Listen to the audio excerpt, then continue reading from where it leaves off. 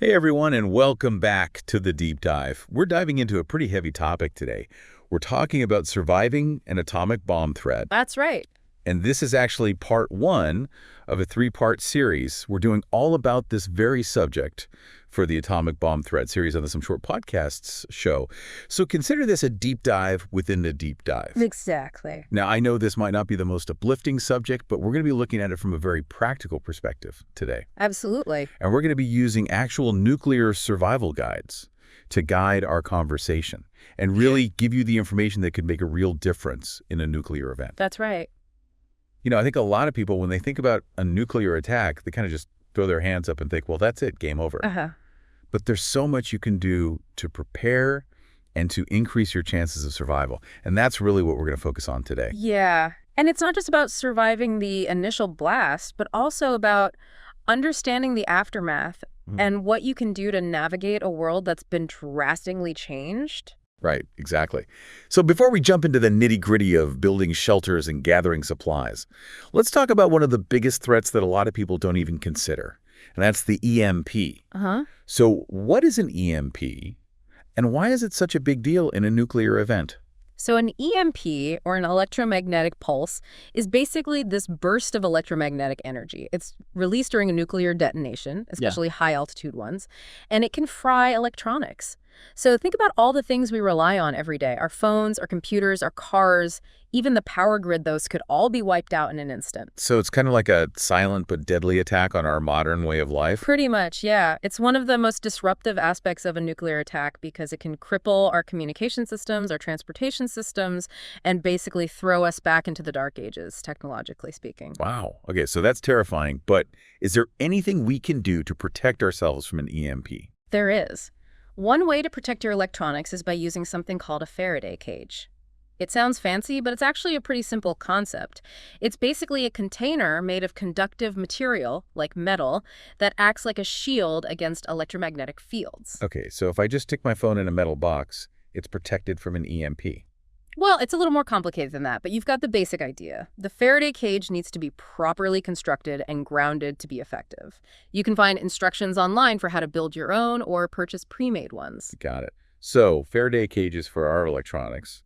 What other kind of preps should we be thinking about in the days leading up to, well, Right. So thinking about the days or even weeks leading up to a potential attack, the experts recommend having at least 2 weeks worth of essential supplies on hand. 2 weeks. Okay, so what are we talking about here?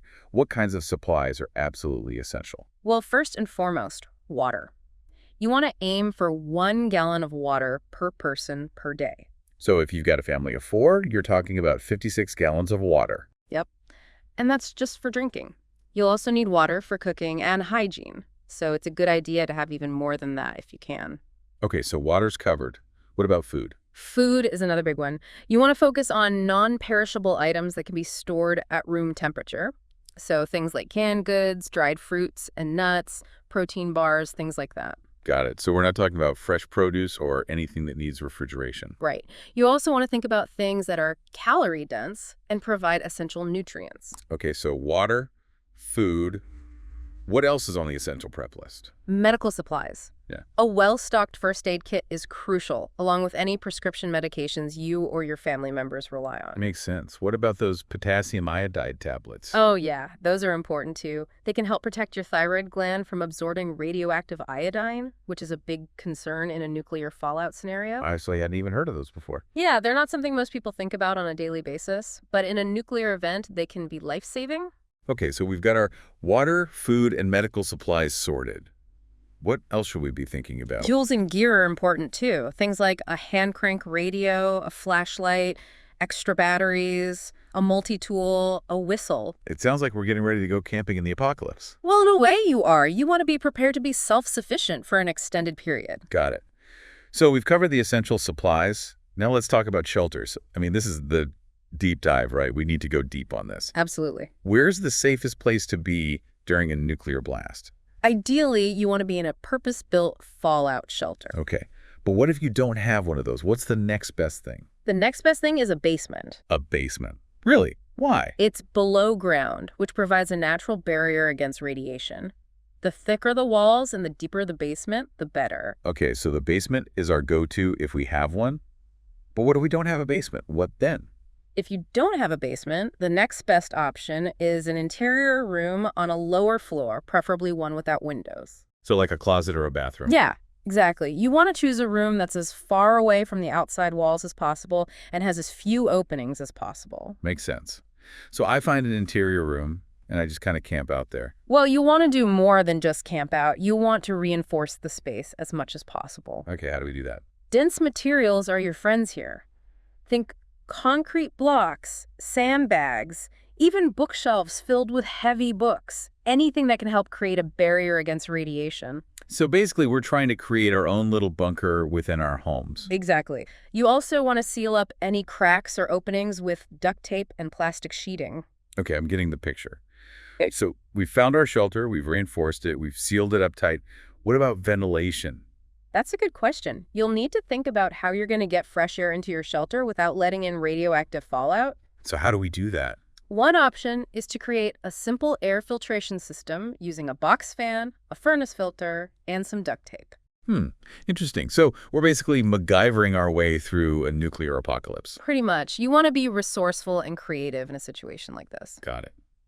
So let's say we've done all of this. We've got our Faraday cage, our supplies, our shelter ready to go. What happens when the alarm bells actually start ringing? What should our immediate actions be? If you hear an air raid siren or receive an alert that an attack is imminent, you need to get to your shelter as quickly as possible. Every second counts, right? Absolutely. If you're caught outside, you need to take cover immediately. Drop to the ground face down, cover your head and neck with your arms, and keep your mouth slightly open. Keep your mouth open. Why is that? It helps equalize the pressure from the blast wave and can protect your eardrums. Wow, I never would have thought of that. Yeah, it's one of those little things that can make a big difference in a situation like this. Okay, so if we're outside, we hit the deck and cover up. What if we're inside when the detonation happens? Get to the safest part of your shelter as quickly as possible. If possible, try to use heavy objects like sturdy tables or even mattresses to shield yourself from debris. So it's all about minimizing exposure to the blast and the initial radiation. Exactly. Those first few moments are absolutely critical. This has been a lot of information to process, but I think it's important to remember that this is just the beginning of our conversation. Yeah, we've only scratched the surface. We're going to continue this deep dive in the next 2 parts of this series. And we'll be exploring what happens after the initial blast, the challenges of surviving in a post-nuclear world, and the long-term effects of radiation exposure. It's going to be a tough conversation, but I think it's one that we need to have. I agree. Because as we've said before, knowledge is power.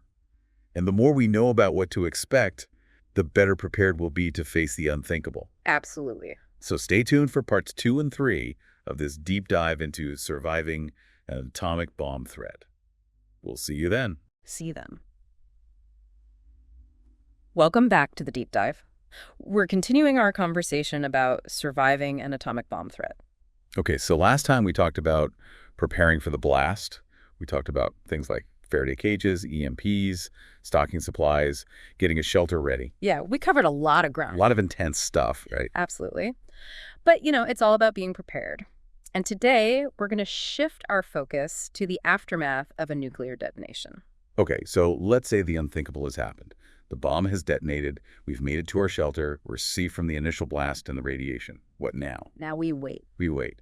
Okay, so how long are we talking about here? Ideally, you want to remain sheltered for at least 48 hours. But honestly, the longer, the better. 48 hours, but why so long? Because of fallout. You see, after a nuclear explosion, radioactive particles get released into the atmosphere, and they eventually settle back down to Earth. This fallout is incredibly dangerous.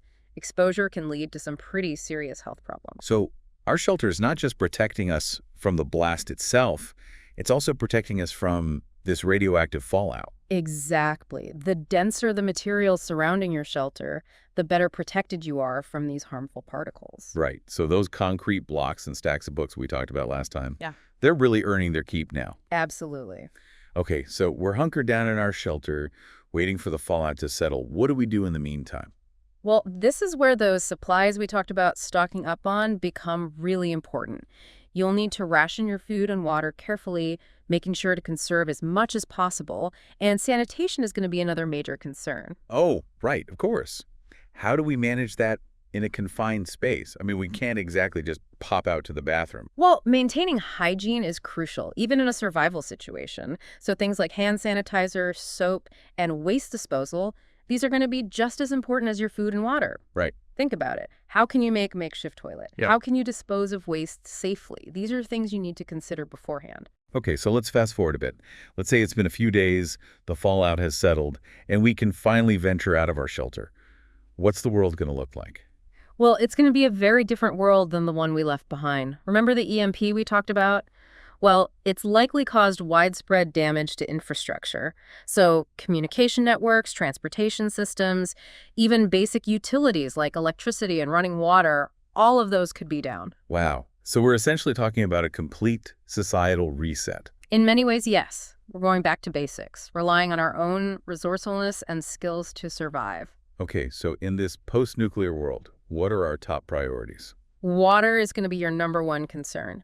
Even after the initial fallout has settled, water sources could still be contaminated with radiation. So how do we find safe drinking water?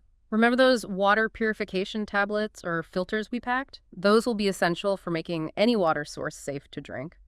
You can also collect rainwater, but you'll need to purify that as well. Okay, so water is covered. What about food? I'm guessing grocery stores are out of the question. Yeah, you got it. Foraging for edible plants, hunting and fishing will likely become essential skills. If you have any experience with gardening or farming, those skills will be incredibly valuable in a post-nuclear world. That makes sense. We're going to need to become a lot more self-sufficient when it comes to finding food. What about things like, I don't know, bartering? Would that be a viable option? Absolutely. In a world where traditional currency may have little value, trading goods and services could become the new norm. Right. Okay, so we've got water, food, and some idea of how to navigate this new world.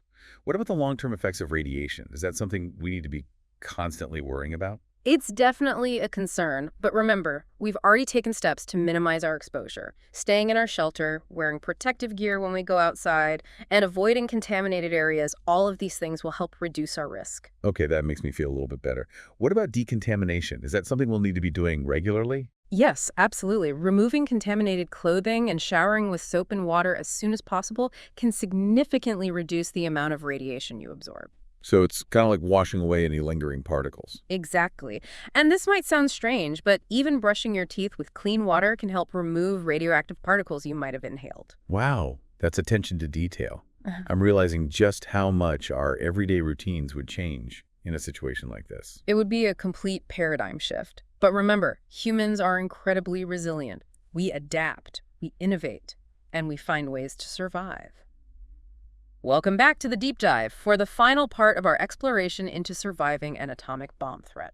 It's been a heavy but important conversation. We've covered a lot of ground, from prepping for the initial blast to navigating the challenges of a post-nuclear world. We've talked about everything from Faraday cages to potassium iodide tablets to foraging for food. It's been intense, but as we've said before, knowledge is power. Absolutely. And I think one of the biggest takeaways from our conversation is that even in the face of something as terrifying as a nuclear attack, there are things we can do to increase our chances of survival. Right. It's not about giving in to fear. It's about taking action, being prepared, and knowing that even in the darkest of times, there's always hope. I completely agree. And speaking of hope, I think it's important to acknowledge that surviving the initial blast and the immediate aftermath is just the first step in a long and challenging journey. So what comes next? What are some of the long-term challenges that survivors might face? Well, one of the biggest challenges is going to be rebuilding society. Our infrastructure, our institutions, our way of life, all of that would be severely disrupted. Right. We're essentially starting from scratch. In many ways, yes. And that means we need to think about things like food production, healthcare, education, governance, all of the essential elements of a functioning society. That's a tall order. Where do we even begin? Well, I think it starts with community, with coming together, pooling our resources, and supporting each other. Remember those skills we talked about, gardening, farming, basic first aid? Those are all going to be incredibly valuable in a post-nuclear world. So it's about leveraging our individual skills and knowledge for the collective good. Exactly. And it's also about adapting, innovating, and finding creative solutions to new problems. Right, because we're not going to have all the answers. We're going to have to learn and adjust as we go. Absolutely. And I think that's one of the things that makes humans so resilient. We're problem solvers. We're survivors. I'm also thinking about the psychological and emotional toll of a nuclear event. Hmm. I mean, how do you even begin to process something of that magnitude? That's a really important point. The psychological effects of a nuclear attack would be profound. We'd be dealing with trauma, grief, loss, and a whole range of other complex emotions. So how do we cope? How do we support each other? Well, I think it goes back to what we were saying earlier about community. Having strong social connections is absolutely crucial for mental and emotional well-being. So it's about leaning on each other, sharing our stories, and offering support. Exactly. And it's also about finding healthy ways to process our emotions, whether it's through talking, writing, art, music, or spending time in nature. Finding those outlets that help us heal and cope is essential. I like that. It's about recognizing that even in the midst of devastation, there's still beauty, there's still connection, there's still hope. Absolutely. And I think it's important to remember that even in a post-nuclear world, life would go on. We would find ways to adapt, to rebuild, and to create a new future. It wouldn't be easy, but it would be possible. This deep dive has been a heavy but necessary journey.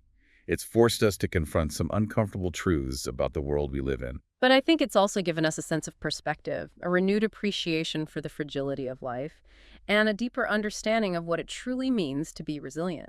I agree. And as we wrap up this three-part series on surviving an atomic bomb threat, I think the most important message we can leave our listeners with is this. Be prepared, not just physically, but mentally and emotionally as well. And never, ever give up hope. Well said. Thanks for joining us on this journey. Stay safe, everyone.